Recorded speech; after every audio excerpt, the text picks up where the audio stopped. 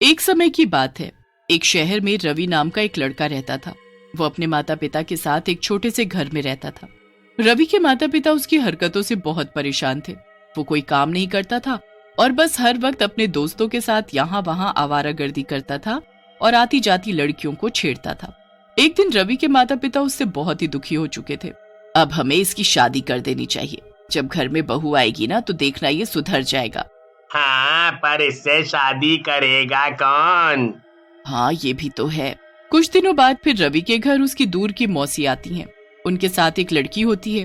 वो लड़की कपड़े से ही बड़ी गरीब और बड़ी दुखी सी लग रही होती है। अरे, ये लड़की कौन है? ये मेरे पड़ोस में रहती है। पिछले हफ्ते इसके माँ और पिता दोनों ही एक एक्सीडेंट में मारे गए। बेचारी अकेली हो गई है। इसका और कोई भी नहीं है। मुझे इस पर तरस आ गया तो मैंने सोचा इसे कहीं भले घर में काम पर लगवा दूं। हाँ, पर लड़की की जात है, इसे ऐसे किसी के घर भेजना सही नहीं होगा। अरे, तो मैं करूँ तो क्या करूँ बताओ? क्यों ना हम इसकी शादी रवि से करवा दे।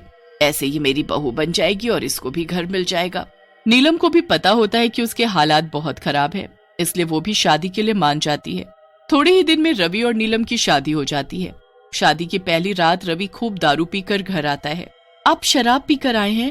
हाँ, तो क्या जूस पी कर आऊंगा? बेवकूफ लड़की, मुझसे सवाल जवाब मत करना आगे से, वरना मुंह तोड़ दूंगा। मैं तो करूंगी। आपने शादी की है मुझसे, मैं पत्नी हूँ आपकी। रवि नीलम को एक धक्का देता है और वो दूर जाकर गिरती है। अब करके दिखा सवाल जवाब मुझसे। रवि वहाँ से बाहर चला जाता है और सुबह तक वापस नहीं आता। पूरी रात नीलम रोती रहती है। वो अपनी सास से शिकायत करती है, पर वो उसे ही समझा देती है कि कुछ दिन में सब ठीक हो जाएगा। काफी दिनों तक सब सही चलता रहता है। रवि नीलम के साथ बहुत बुरा व्यवहार करता है। एक रात रवि के बाबूजी रवि से बहुत दुखी हो जाते हैं। वो उससे खूब लड़ाई करते हैं। अगर जो तूने अब काम के अलावा घर से बाहर कदम रखा तो तुझे हमेशा के लिए घर से ही निकाल दूंगा, समझा? रवि को पता होता है कि उसके बाबूजी ने जो बोल दिया वो करके भी दिखा देंगे, इसलिए अब वो घर के बाहर ही नहीं निकलता। पर पूरा दिन घर में पड़े पड़े वो इतना बोर होने लगता है कि वो सारा दिन अब इंस्टाग्राम चलाने लगता है। इंस्टाग्राम पर रवि को बार बार एक ही लड़की का वीडियो आता रहता है। ये लड़की कितनी सुंदर है।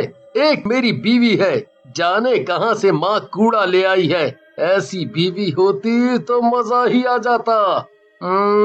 एक काम करता हूँ, इसे ना मैसेज करके देखता हूँ।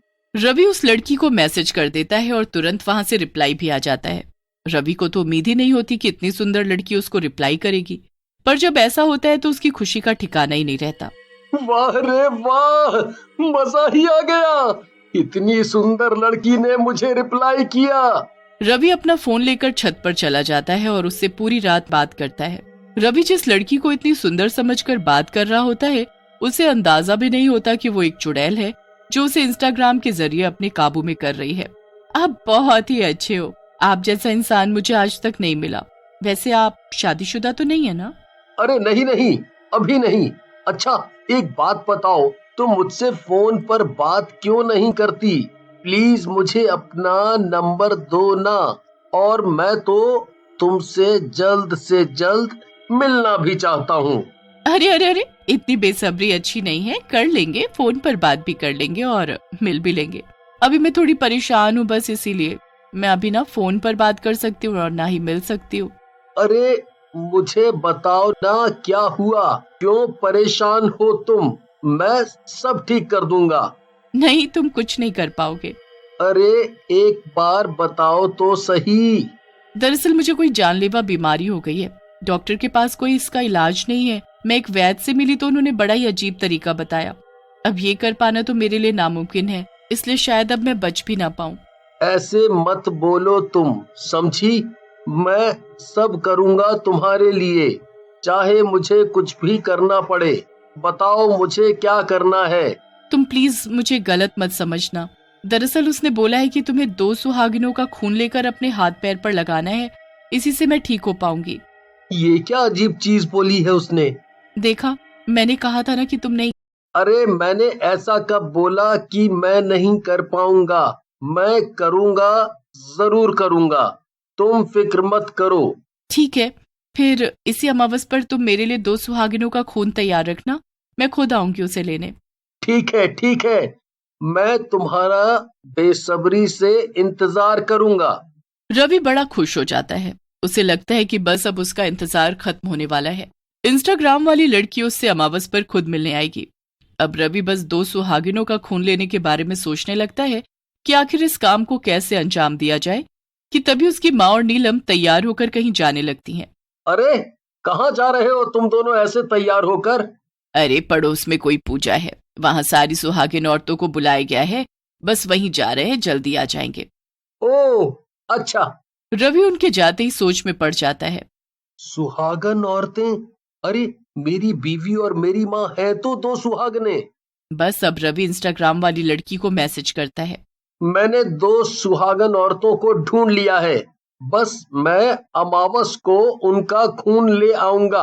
अरे वाह, ये तो तुमने आज साबित कर दिया कि तुम मुझे कितना प्यार करते हो। अब तो मैं तुमसे ही शादी करूंगी।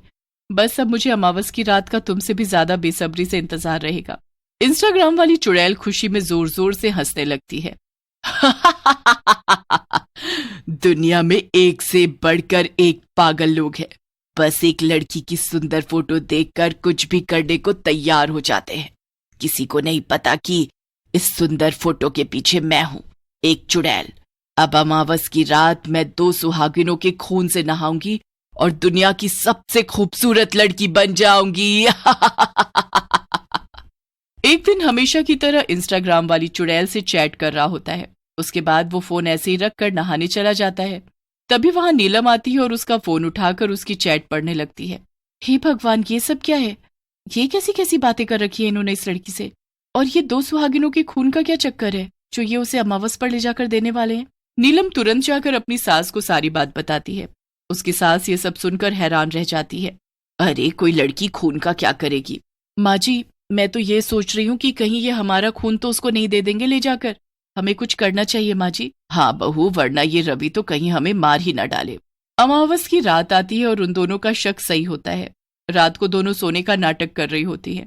दोनों ने कंबल ओढ़ रखा होता है और वो उस रात घर की लाइट काट देती है। ये क्या हुआ? क्या आज ही ये लाइट जानी थी? ओहो, अब मुझे अंधेरे में ही इन दोनों का खून लेना पड़ेगा। रवि अंधेरे में चाकू लेकर नीलम के पास जाता है। वो कंबल में चाकू घुसा देता है। रवि एक कटोरे में उसका खून भर लेता है। उसके बाद वो अपनी माँ के साथ भी ऐसा ही करता है। रवि को अंधेरे में पता ही नहीं चलता कि ये सब नीलम की चाल है। उसने अपनी और माँ के पास एक लाल रंग की थैली रखी थी, जिसे अंधेरे में रवि खून समझकर एक कटोरे में भरकर उस चुड़ैल की बताई जगह पर ले गया। वो वहां जाकर उस लड़की का इंतजार कर ही रहा होता है कि तभी वहां वो इंस्टाग्राम वाली चुड़ैल आ जाती है। चुड़ैल को देख रवि चीखने लगता है। क्या हुआ? ऐसे क्यों डर रहे हो मुझसे? मैं वही लड़की हूँ इंस्टाग्राम वाली जिसे तुम प्यार करते हो। देखो, अभी मैं इस खून से नहाऊंगी ना तो बिल्कुल वैसी हो जाऊंगी जैसा तुमने मुझे फोटो में देखा था। नहीं नहीं, मुझे जाने दो। मैं किसी चुड़ैल से प्यार नहीं कर सकता। मुझे अपने घर जाना है। रवि वहां से भागने ही लगता है कि तभी चुड़ैल उसे एक झटके से जमीन पर गिरा देती है। तू कहीं नहीं जा सकता, तुझे मेरे साथ रहना ही पड़ेगा, समझा? रवि डर के मारे वहां से हिलता भी नहीं है और चुड़ैल फिर उसके सामने रखा 2 सुहागिनों के खून से भरा कटोरा उठाती है। वो जोर जोर से हंसने लगती है और उससे खून से नहाने लगती है, पर अचानक उसका शरीर जलने लगता है। ये क्या है? ये क्या लेकर आए हो तुम? मेरा शरीर आग की तरह जल रहा है, मैं मर जाऊंगी। चुड़ैल को तड़पता देख वहां नीलम और उसकी माँ खड़ी होती हैं, क्योंकि ये 2 सुहागिनों का नहीं बल्कि लाल रंग है जिसमें गंगा जल मिला हुआ है। तूने कैसे सोच लिया कि तू मेरे पति को मुझसे छीन सकती है? एक औरत जब अपने पर आ जाए ना तो तेरी जैसी 100 चुड़ैलों को भी खत्म कर सकती है। ये तूने अच्छा नहीं किया। इंस्टाग्राम वाली चुड़ैल उनकी आंखों के सामने जलने लगती है और वही मिट्टी में मिल जाती है। रवि की आंखें शर्म से झुक जाती हैं। मुझसे घटिया इंसान दुनिया में कोई नहीं होगा, फिर भी आज आप दोनों ने मुझे इस चुड़ैल से बचाया।